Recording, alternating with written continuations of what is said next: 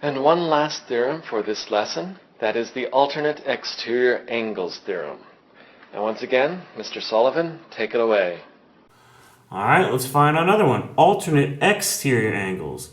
If a transversal intersects two parallel lines, then alternate exterior angles are congruent. Just like interior angles, now the exterior angles are going to be congruent. So 1 and 7.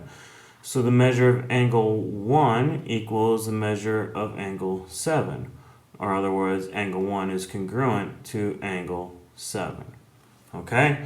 And then 8 and 2 would also be congruent, which is also nice. This is going to save us some time when we do problems. Find the measurement of each angle indicated. So I want to find this. What kind of relationship do I have here? That's same side interior. So 114 plus question mark equals 180. Subtract 114 over the other side and I should get 66.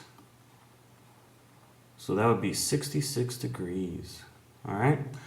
Over here, these are alternate interior. What's true about alternate interior angles? They are congruent. So I can make an equation. 102 equals 8x plus 14. Subtract 14 to the other side. I get 88 equals 8x. Divide both sides by 8, and x is 11. All right? This is Cliff Huxtable, ready to teach you all about geometry. If you read the question here first, it says, what are the measures of angle 3 and 4, and which theorem or postulate justifies each answer?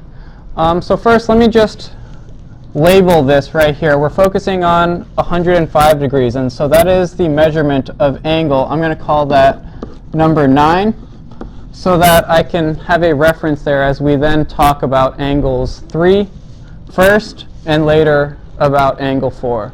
So we need to focus on the fact that lines P and Q are parallel to each other, and also lines M and L are parallel to each other. Without those pieces of information, we are unable to answer this question. So angle 9 is an alternate interior angle to angle 3. And the alternate interior angle theorem states that alternate interior angles are in fact congruent, and so I will immediately then say that the measure of angle 3 is equal to 105 degrees. Next, we will focus on the relationship between angles 4 and angle 9. And so if you notice that they are inside of line L and M, so that makes them same side interior angles. And our same side interior angles theorem states that same side interior angles are supplementary to each other. So I can write out this equation to solve the problem. The measure of angle 4 plus the measure of angle 9 is equal to 180 degrees. I can substitute in now the measure of angle 9, which is 105 degrees. And so, just using the subtraction property of equality, I would subtract 105 from both sides, and then I'm left with the measure of angle 4 equal to 75 degrees. This is Cliff Huxtable signing out. All right, now let's take and put everything together and find the measure of a single angle in a complicated figure. What is the value of y? Now, I am noticing a few things in this figure that are going to be very helpful. Number one, we have two lines. Actually, one's a line and one's a ray, but they are parallel, as we can see by the symbols here.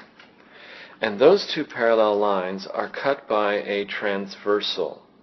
So one of the things that I encourage students to do is to simplify figures. So I'm going to quickly draw these two parallel lines and the transversal to see if that is going to help us out at all.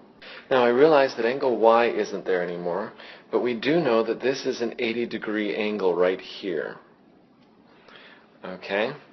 And what kind of angle pair do we have with this 80-degree angle and this angle over here?